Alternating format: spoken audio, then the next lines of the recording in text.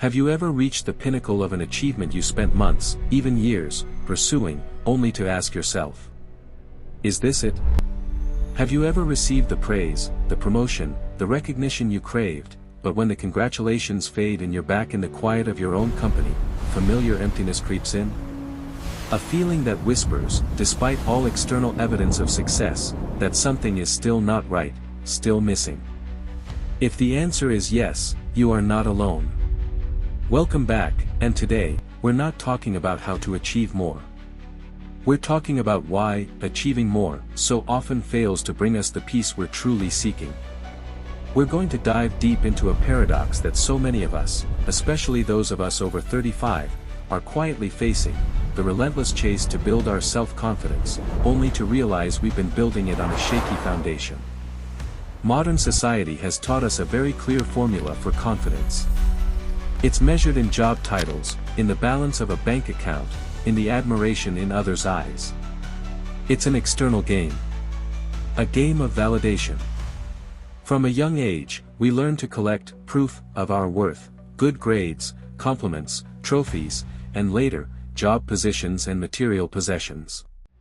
We believe that if we can just accumulate enough of these things, we will feel secure. We will feel confident. And for a while, this formula seems to work. The rush of hitting a goal is real. The satisfaction of receiving recognition is sweet. But the problem with this externally built confidence is that it's incredibly fragile. It's like a house of sand, liable to collapse at any moment with the tide of reality. An unexpected criticism, a failed project, a comparison on social media, or simply the silence when no one is applauding, and our entire structure of confidence begins to wobble. This is a quiet ache. It's the anxiety skillfully masked by ambition. It's the forced smile at a company party when inside you're wondering if you really belong. It's the constant checking of emails, the refreshing of social media feeds, searching for some sign that you're still okay, you're still valuable. And it is exhausting. This chase doesn't just drain us mentally, it robs the joy from the very achievements we worked so hard for. We're so busy proving our worth that we have no time left to actually live. But what if I told you there's another way? What if true, durable confidence, the kind that can't be shaken by a negative comment or a temporary setback, doesn't come from accumulating anything more on the outside? What if it comes from building something on the inside? This isn't a new idea. Thousands of years ago, Stoic philosophers like Marcus Aurelius, Seneca, and Epictetus recognized the trap of external validation. They understood that placing our happiness and self-worth in things outside our control, like the opinions of others, fame, or fortune, was a guaranteed recipe for misery. And interestingly, modern psychology is now arriving at the same conclusion. Psychologists Edward Deci and Richard Ryan, in their groundbreaking work on self-determination theory, have shown that human beings have three basic psychological needs to thrive in a healthy way: the need for autonomy, the need for competence, and the need for relatedness. When we chase external goals like money, image, or fame, we often do so at the cost of our own autonomy. We let the expectations of others shape our lives. We become actors in our own play, performing a role we think the audience wants to see, instead of living an authentic life. Their research shows that people who focus on intrinsic goals, like personal growth, building meaningful relationships, and contributing to their community, are not only happier, but also have better mental health and a more durable sense of self-worth. In other words, science is confirming what the Stoics knew long ago: happiness and confidence aren't things you find, they're things you build. It's not a destination, but an internal structure. A fortress. Think about this practically. Think of the most confident person you know. It's probably not the loudest person in the room or the one with the flashiest car. More likely, it's someone with a solid sense of calm. Someone who can listen to criticism without becoming defensive. Someone who can face a failure without crumbling. Someone who makes decisions based on what they believe is right, not what will please the crowd. Their confidence isn't loud, it's quiet. It comes not from who they are to the world, but from a deep understanding of who they are to themselves. For the rest of this video, we're going to explore how to build that kind of quiet confidence. We won't just talk philosophy, we'll get into concrete, science-backed strategies you can start applying today. We'll learn how to distinguish between what we can control and what we can't, and why that simple distinction is the key to freeing ourselves from anxiety. We'll discover daily rituals that can help you turn your past failures and scars into your greatest sources of strength. This isn't a quick fix. It's a shift in perspective. A redirection from seeking external approval to cultivating internal acceptance. This journey requires courage, the courage to look inward, to face our insecurities, and to choose a path less traveled. But its rewards are immeasurable, a confidence that cannot be taken away, a peace that doesn't depend on circumstances, and a true sense of freedom. So, if you're tired of the chase, if you sense there's a better, deeper way to live, you've come to the right place. Let's begin the journey of building your own inner fortress, together. Part 2, the turning point, the one realization that changes everything. In the first part, we talked about the chase, that exhausting race for validation from the outside world, only to end up feeling empty. We saw that building confidence on a foundation of praise or material success is like building a house on sand. So, where is the solid ground? How do we begin to build an inner fortress, a shelter that cannot be shaken by the storms of life? The foundation of this entire fortress, the cornerstone of all durable confidence, isn't a long list of complicated rules. It rests on a single idea. A principle so simple yet so powerful that it can reframe every challenge, every fear, and every moment of self-doubt you have ever faced or ever will. The Stoic philosophers called it the dichotomy of control, and truly internalizing it is the turning point that changes everything. To understand this principle, let's try a simple thought experiment. Imagine your life is contained within two concentric circles. The outer circle, the much larger one, is called the circle of concern. Inside this circle are all the things you care about, all the things that affect your life, but over which you have no direct control. What's in there? The global economy. This morning's traffic. What your boss really thought of the presentation you just gave. Your relatives' opinions about your life choices. Whether your children will make the right decisions when they grow up. The past, the mistakes you made, the opportunities you missed. And the future, what will happen next week, next year, in 10 years. Most of us, most of the time, live entirely in this circle of concern. We spend a massive amount of mental and emotional energy worrying, fuming, regretting, and trying to manipulate things that are fundamentally uncontrollable. We try to change other people's minds. We fret about what-if scenarios. We get angry about events that have already happened. And what's the result? Exhaustion. A sense of powerlessness. Because when you fight a battle you cannot win, you will always feel like a loser. This is the source of so much of our anxiety and lack of confidence. But inside that huge circle, there is a smaller one, and this is where the magic happens. This is the circle of control. This circle may be smaller, but it contains 100% of your power. What's inside this circle? Very few things, but they are everything that truly matters. Your thoughts. Your beliefs. The values you choose to live by. The actions you take. The words you speak. The effort you put into your work. How you respond to what happens in your circle of concern. The kindness you show a stranger, the patience you give your family, the decision to go to bed early instead of scrolling through social media. This is the turning point. The Stoics realize that peace and freedom don't come from trying to expand your circle of control to swallow the circle of concern. That's impossible. Instead, it comes from withdrawing your focus, your energy, and your identity from the circle of concern and placing it squarely inside your circle of control.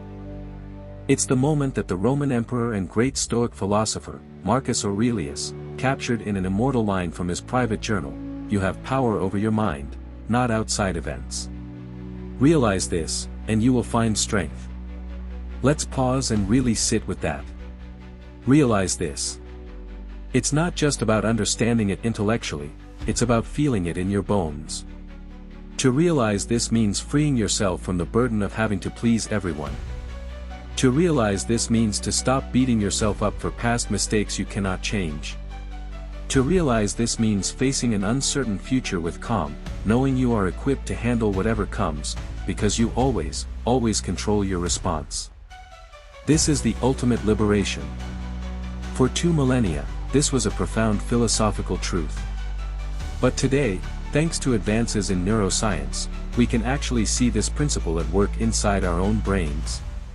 When you feel stressed, angry, or anxious, emotions that arise when you're focused on the circle of concern, it's because a primitive part of your brain called the amygdala is taking charge. Think of the amygdala as the brain's guard or smoke alarm. It's designed to detect threats and trigger an immediate fight-or-flight response. It was incredibly fast and effective at keeping our ancestors alive in the face of saber-toothed tigers. The problem is, in the modern world, our amygdala doesn't distinguish between a real tiger and a critical email from our boss, a negative comment online, or anxiety about an upcoming bill. To it, they are all threats. And when it gets triggered, it hijacks the higher parts of our brain, flooding our system with stress hormones. You're no longer thinking rationally, you're reacting instinctively. This is what it feels like to be ruled by your emotions. However, we humans also have another part of the brain, a much more evolved section called the prefrontal cortex. This is the CEO of the brain. It's responsible for logical thought, long-term planning, empathy, and most importantly, emotional regulation. This is where your wisdom and judgment reside. The entire practice of Stoicism, and modern methods like mindfulness, is essentially an exercise in strengthening the connection between the CEO and the guard. It's about creating a pause, a precious space, between the stimulus, the external event, and your response. In that pause, you allow your prefrontal cortex to catch up, assess the situation rationally, and make a conscious choice about how to respond, rather than letting the amygdala automatically pull the strings. You shift from being reactive to being responsive. Let's consider a concrete example many of us can relate to. Let's say you've just finished a major presentation at work. You poured weeks of preparation into it. Afterwards, in the review meeting, your boss gives some lukewarm feedback, and a colleague makes what feels like a sarcastic comment. Instantly, your amygdala sounds the alarm. The automatic, circle of concern response begins a negative thought spiral: I blew it. My boss thinks I'm incompetent. That colleague is trying to sabotage me. My career is over. I'm worthless. You feel your heart race, your palms sweat, and a wave of anxiety washes over you. You spend the rest of the evening replaying those moments in your head, feeling worse and worse. Now, let's look at a different approach, one grounded in the circle of control. Same situation, same external event. But instead of letting the amygdala hijack you, you practice the pause. You take a deep breath. You acknowledge the feeling of disappointment and hurt rising up. Stoicism isn't about denying emotion, but about not being drowned by it. Then, you deliberately shift your focus to your circle of control. You ask yourself, in this situation, what do I actually control? The answer isn't your boss's thoughts or your colleague's intentions. You can't control those. But you can control the following. You can control your interpretation. Instead of viewing it as a catastrophe, you can choose to see it as a learning opportunity. You can control your next action. You can politely ask your boss for more specific feedback so you can improve next time. Thank you for the comments. So I can do better. Could you tell me specifically which parts needed improvement? You can control how you treat yourself. Instead of berating yourself, you can be proud of the effort and courage it took to give the presentation in the first place. You can control your perspective on your colleague. You can choose to dismiss the comment, understanding it might say more about their insecurity than your competence. See the difference?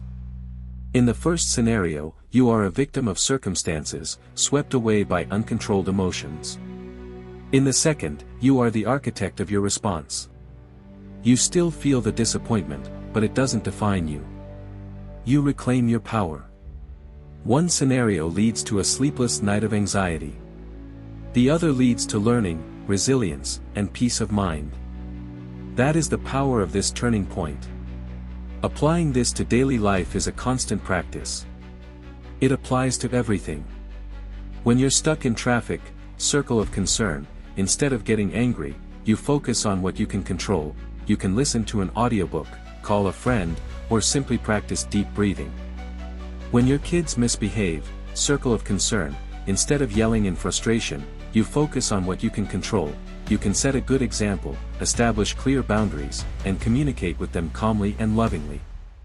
When the stock market drops, circle of concern, instead of panicking, you focus on what you can control, your long-term investment strategy, and not making rash decisions based on fear. This is a revolutionary shift. It is not apathy or resignation. On the contrary, it is a radical form of empowerment. It allows you to dedicate your precious energy where it can actually make a difference. And when you do this consistently, something magical happens. Your confidence is no longer dependent on whether it was a good day or a bad day. It becomes rooted in the firm belief in your own ability to handle any day, good or bad, with wisdom and grace. This shift from mastering the outer world to mastering the inner world is the heart of our journey today. If this idea of reclaiming control resonates with you, I'd love to hear your thoughts in the comments. But knowing the principle is one thing. Putting it into practice is another. So now, let's talk about exactly how to do that. Part 3, Building the Fortress, 2 Science-Backed Rituals for Inner Strength. We've just passed the turning point, the revolutionary realization that our true power lies not in controlling the outer world, but in mastering our inner world. We understand the what, the principle of the dichotomy of control. We also understand the why, by looking at how our brain works. But the most important question remains, how? How do we, in the midst of our busy lives with work, family, and 1,000 other responsibilities, actually practice this principle? How do we turn a lofty philosophical idea into a daily habit, a part of who we are? This is where we start building. A fortress isn't built in a day. It's built brick by brick, through small, consistent actions. Today, I'm not going to give you a long list of complex habits. Instead, we're going to focus on 2 foundational rituals. 2 cornerstones. One ritual for dealing with the small, daily challenges, and one for transforming the biggest shocks of your life into your greatest sources of strength. And both are reinforced not just by ancient wisdom, but by solid scientific research. Ritual number 1, the 5-minute end-of-day reset. This first ritual is inspired directly by one of the most practical Stoics, Seneca. He was a statesman, a playwright, one of the wealthiest men in Rome, but every single evening before sleep, he practiced a simple review of his day. He called it, bringing his soul before the tribunal. That might sound intimidating, but it's actually incredibly gentle and powerful. Now, I know what you might be thinking. Another thing to do at the end of an already long day. Or, I'm not a journaler. I don't know what to write. Put those thoughts aside for a moment. This isn't about writing a novel about your life. It's not about complaining. It's a brief, honest check-in with the most important person in your life, you. It takes just 5 minutes. You don't need a fancy journal, the back of a receipt will do. Or you can just do it in your head. The goal is to create a pause to process what happened, instead of carrying the weight of the day into your sleep and into tomorrow. Here is a simple 3-question framework to ask yourself each night. Question 1, what did I do well today, in alignment with the person I want to be? Notice the phrasing of this question. It doesn't ask, what great achievement did I have today? It doesn't ask about praise or numbers. It asks about alignment with your values. This is crucial because our brains have a negativity bias. We tend to focus on what went wrong. This question forces you to actively scan for the positive, however small. Maybe the good thing wasn't landing a huge contract. Maybe it was that you patiently listened to your child tell a long, rambling story, even when you were exhausted.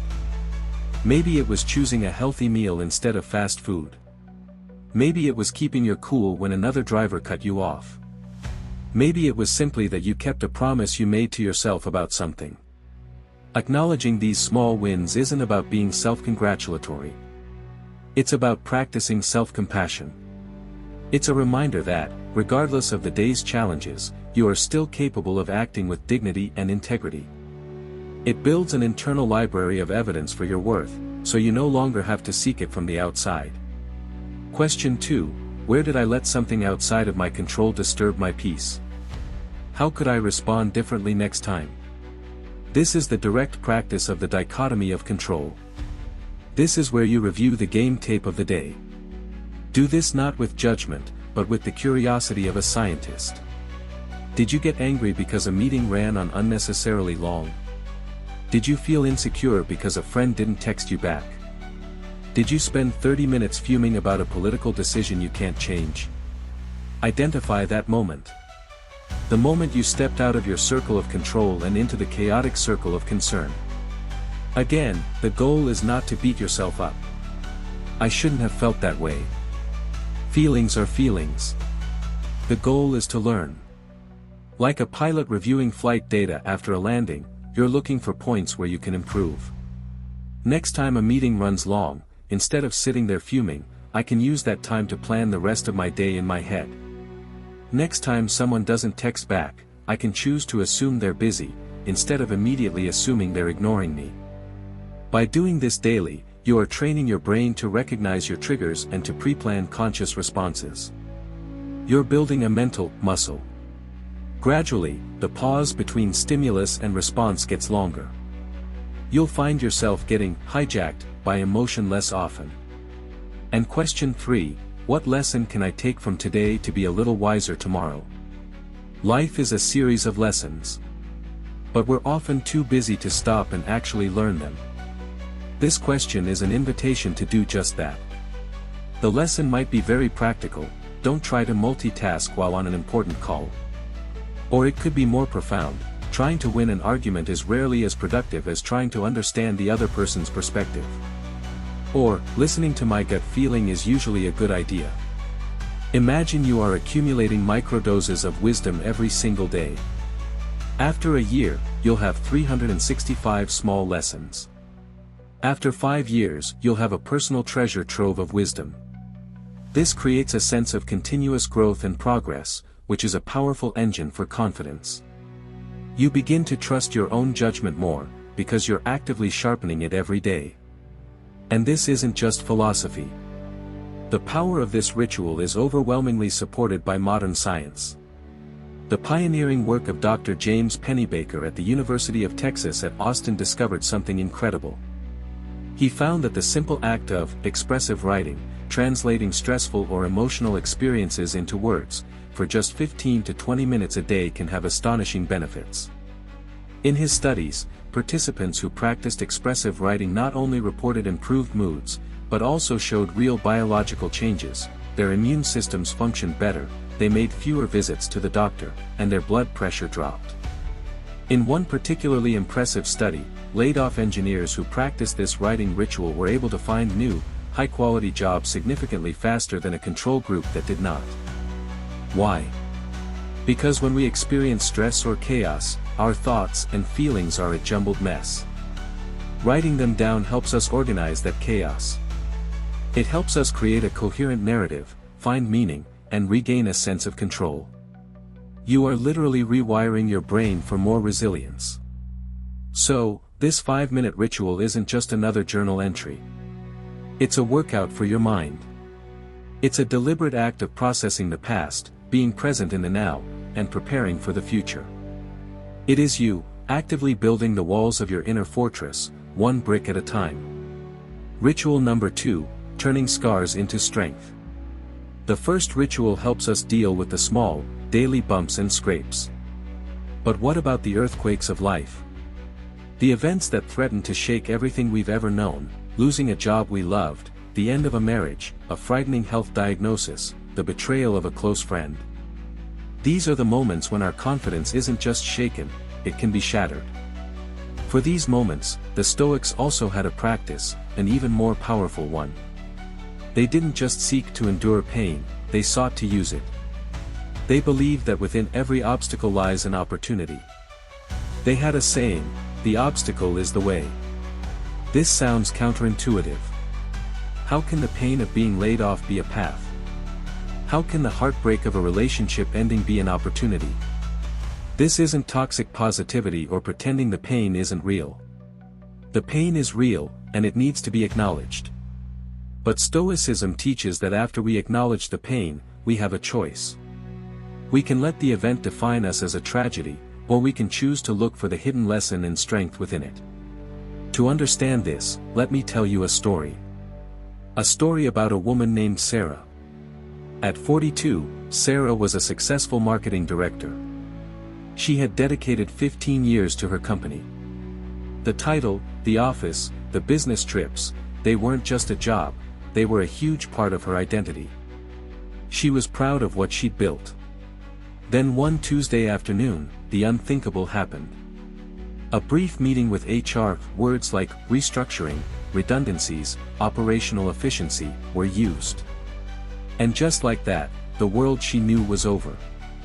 The job she had poured her blood, sweat, and tears into was gone. The first few weeks were a fog of shock, anger, and a paralyzing fear. She'd wake up each morning with a jolt of panic, realizing it wasn't a bad dream. She'd scroll through LinkedIn, seeing former colleagues post about new projects, and feel a bitter jealousy mixed with a sense of failure. Who was she without that business card? How could she explain this to her friends, her parents? The confidence she had so carefully constructed over the years had evaporated. This is the moment where most of us get stuck. We get stuck in the narrative of loss. But after a few weeks of despair, Sarah did something different. She began, reluctantly at first, to ask different questions. Instead of asking, "Why did this happen to me?" she started asking, "What is this trying to teach me?" Instead of focusing on, "What have I lost?" she started exploring, "What am I now free to do?" The answers didn't come immediately. But slowly, through writing and honest conversations with herself, a shift began. She realized that the job, while it gave her status, had also taken a lot from her. It had taken her time with her kids. It had stressed her out to the point where she couldn't enjoy her weekends. It had stifled her creative, artistic side, the part she had loved in college. She started experimenting. She took on a few freelance consulting projects, which gave her a more flexible schedule. She signed up for a pottery class, a passion she had buried for 2 decades. She had time to have lunch with friends, to take a walk in the park on a Wednesday afternoon. A year later, Sarah's life looked very different. She made less money. She didn't have an impressive title. But she felt something she hadn't felt in a very long time, peace. She felt more connected to her kids, to her friends, and most importantly, to herself. The pottery class had grown into a small online shop. She realized she enjoyed building something of her own far more than climbing someone else's ladder.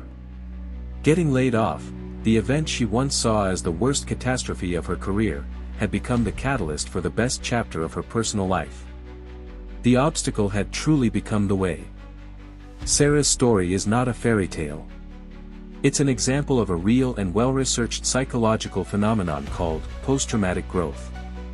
Coined by psychologists Richard Tedeschi and Lawrence Calhoun, it describes how people who endure intense psychological struggles following adversity often report significant positive changes in their lives. They don't just bounce back to where they were before, they bounce forward.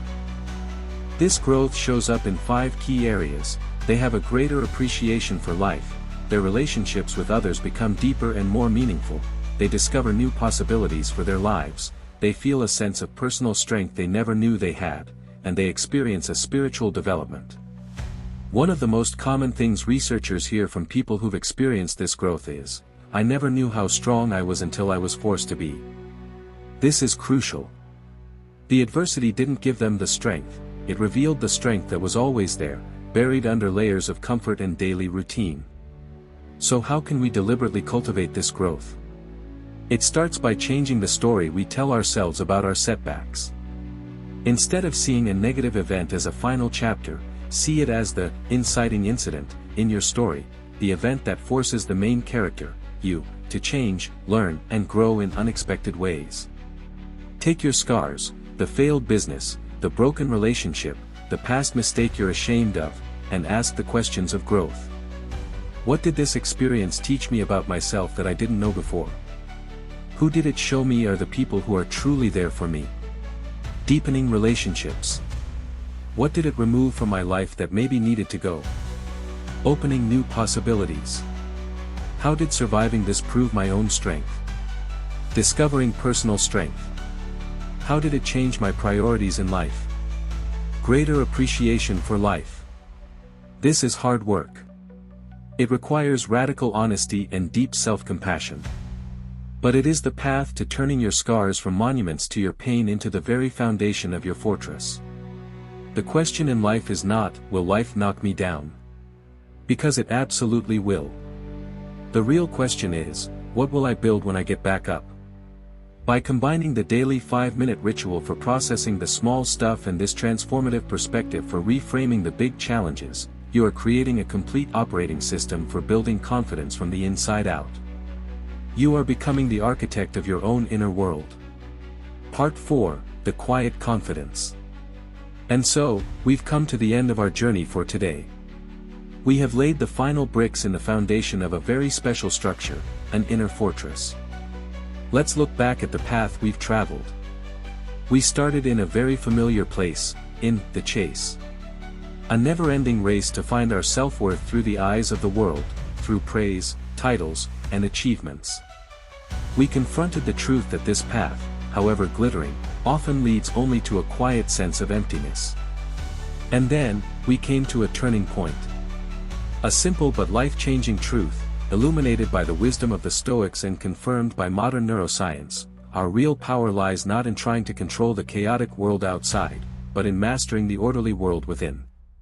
We learned to clearly distinguish between the circle of concern, the source of all anxiety, and the circle of control, the source of all true strength.